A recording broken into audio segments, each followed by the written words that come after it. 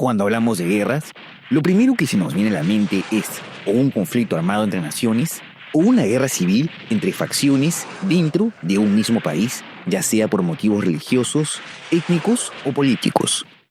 Lo que no es muy común es que dentro de un mismo país, provincias, estados y religiones guerreen entre sí. No es muy común, pero de que existieron, existieron.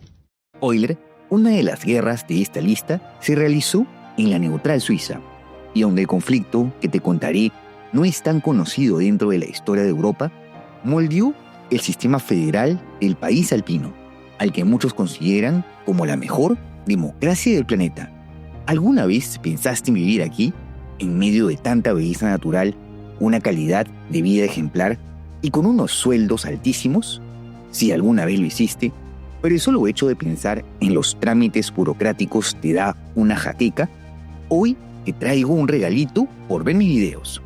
En Living Europe encontrarás a los mejores abogados expertos en migración para que te den la asesoría legal que necesitas para venir a Suiza o a cualquier país de Europa.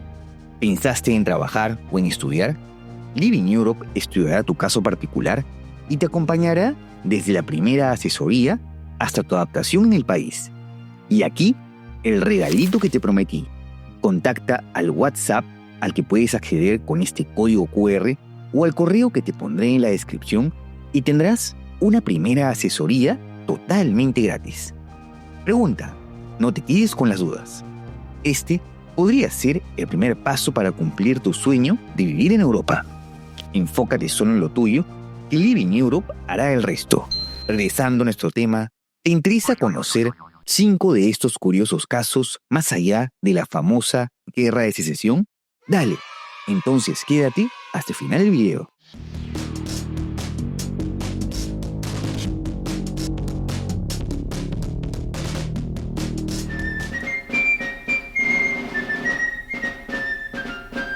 Como su nombre lo indica, la potencia del tío Sam fue desde su independencia una federación de estados autónomos entre sí, un estatus que cada uno de los 50 estados fue ganando progresivamente.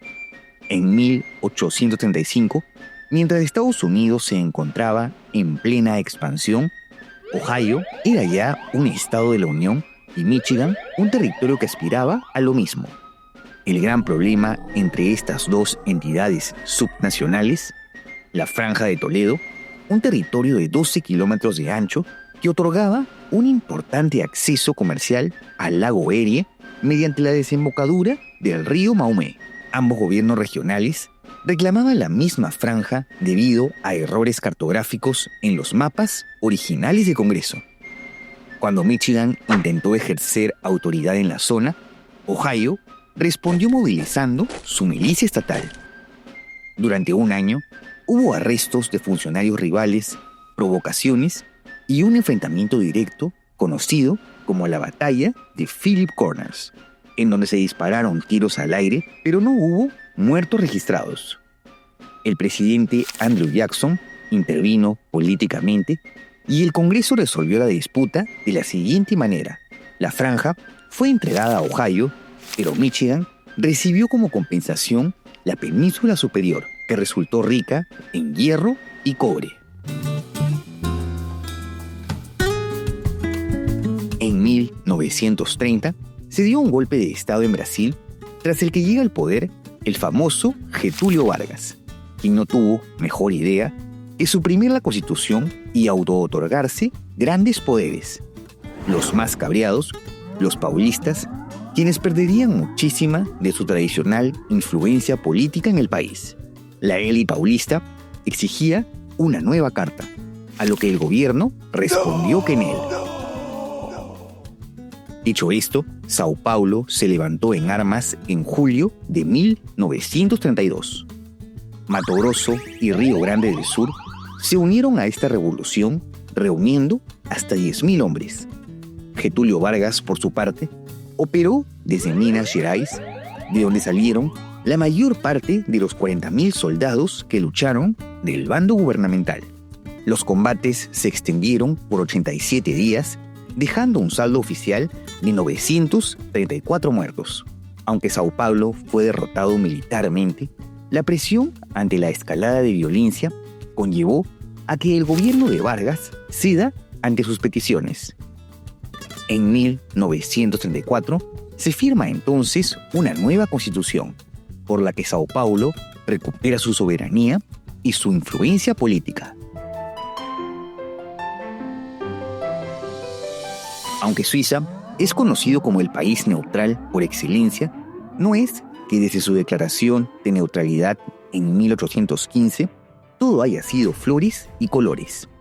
En 1847 aún no se consolida como el Estado federal moderno que conocemos hoy en día, sino que era una confederación débil con profundas divisiones religiosas y políticas. Las ideas liberales y protestantes calaron en la mayoría de cantones. Sin embargo, 7 de ellos, católicos y conservadores, Lucerna, Uri, Schwyz, Unterwalden, Zug, Friburgo y Valais, temían perder su autonomía e identidad, por lo que formaron la Liga del Sonderbund, violando el Pacto Federal Suizo. El gobierno federal, compuesto por el resto de los cantones, envió un ejército comandado por el general Guillaume-Henri Dufaux, que superaba ampliamente a los cantones de Sonderbund en cantidad y organización. El conflicto intercantonal se extiende por unas 3 semanas, dejando un saldo de 130 muertos. La victoria confederada conllevó a la aprobación de la Constitución Federal de 1838, que transformó a Suiza en un Estado federal moderno con un parlamento bicameral. Es decir, esta pequeña guerra interprovincial definió el modelo de estabilidad suiza que ha perdurado más de 175 años. Si tuviese que resumir en una sola palabra la historia argentina desde su independencia hasta 1861, sería un verdadero quilombo. Las guerras civiles entre federalistas y unitarios fueron el pan de cada día. Para no marearte, nos adelantamos a 1852, cuando Juan Manuel de Rosas es derrotado por el Ejército Grande durante la Batalla de Caseros. Las provincias de la entonces Confederación Argentina intentaron entonces organizar un Estado federal mediante la Constitución de 1853. Respuesta de Buenos Aires, pues se negó a integrarse. La razón: la capital argentina controlaba la aduana del puerto, la principal fuente de ingresos del país. Integrarse significaba compartir estos recursos. Es así que Buenos Aires, bajo el mando del famoso Bartolomé Mitre, se proclama de facto como un estado independiente, algo que el resto de provincias no iba a permitir. Estalla así una nueva guerra interprovincial con enfrentamientos clave como la Batalla de Cepeda y la Batalla de Pavón. En esta última, las tropas bonaerenses se impusieron. Es así que tras 10 años de enfrentamientos, el país se unifica como la República Argentina, con Buenos Aires imponiendo su hegemonía económica y política sobre el resto del país.